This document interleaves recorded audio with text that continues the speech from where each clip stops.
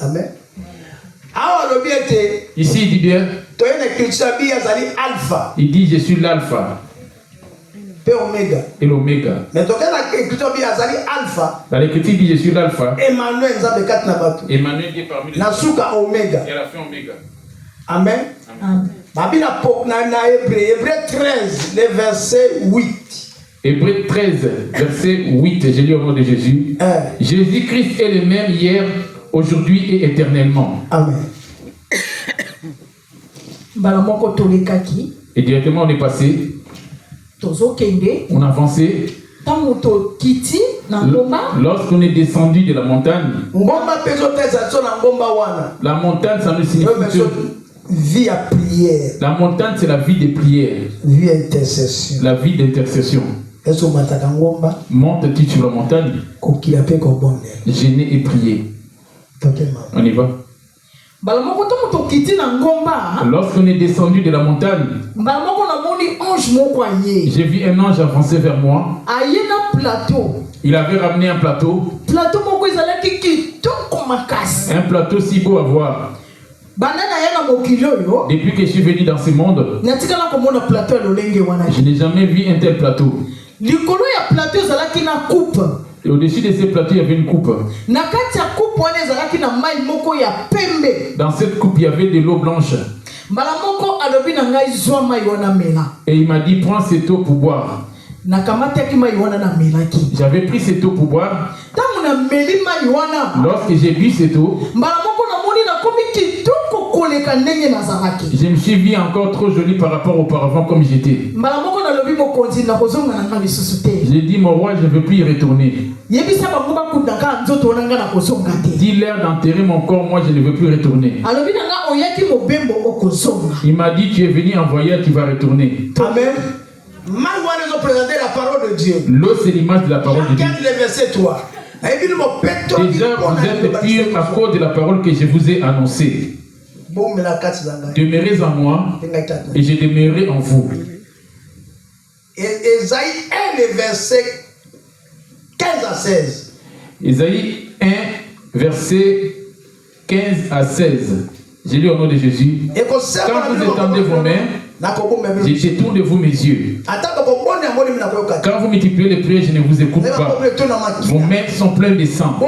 Lavez-vous, purifiez-vous. Ôtez devant mes yeux la méchanceté de vos actions. Ce qui purifie, c'est la parole de Dieu. L'eau, c'est ça qui purifie l'homme. Ephésiens 5, verset 26, et je lis au nom de Jésus. Amen. Afin de la sanctifier par la parole, après l'avoir purifiée par le baptême d'eau.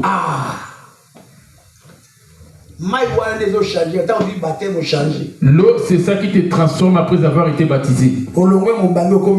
Tu n'es plus un vieil homme, mais tu es devenu maintenant un jeune homme. Et tu es en train de te nourrir de cette parole. Oh, la parole c'est Jésus. Oh, la parole c'est ça qui est Jésus. Avec commencement c'était la parole. La parole avec Dieu. Et la parole c'est Dieu. Oh, la parole c'est Dieu.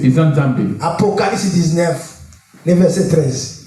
J'ai lu Apocalypse 19, verset 13. J'ai lu au nom de Jésus.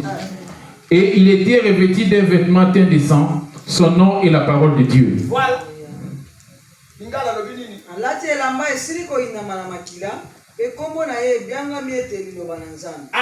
Apocalypse 3, le verset 10. Apocalypse 3, verset 10, j'ai lu au nom de Jésus. Amen. Parce que tu as gardé la parole de la persévérance en moi. Je te garderai aussi à l'ère de la tentation qui va venir sur le monde entier. À la soirée, lorsqu'elle était invitée à la fête, il avait demandé que de l'eau. Lorsqu'il était revêtu de la chair, il a marché sur l'eau. Genèse 1, le verset 2. Genèse 1, verset 2, j'ai lu au nom de Jésus. La terre était informe et vide. Il y avait des ténèbres à la surface de l'abîme. Et l'Esprit de Dieu s'est mouvé au-dessus des eaux. Oui.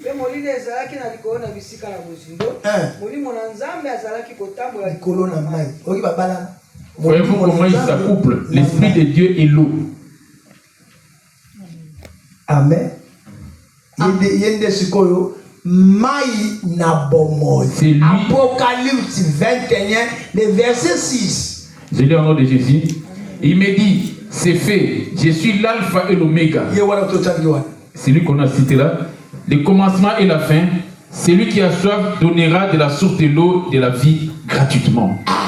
Lingala. Alobi na ngai ete yango esili kosalama ngai alpha pe omega ebandeli na suka pona moto na posa na komela ngai na kopelisa ye na liziba na mai na bomoi lokola. Voilà, on peut dire que mai la parole il fait changer. C'est pour cela qu'on lui avait donné de l'eau. L'eau est la parole. C'est pour cela qu'elle devait te changer.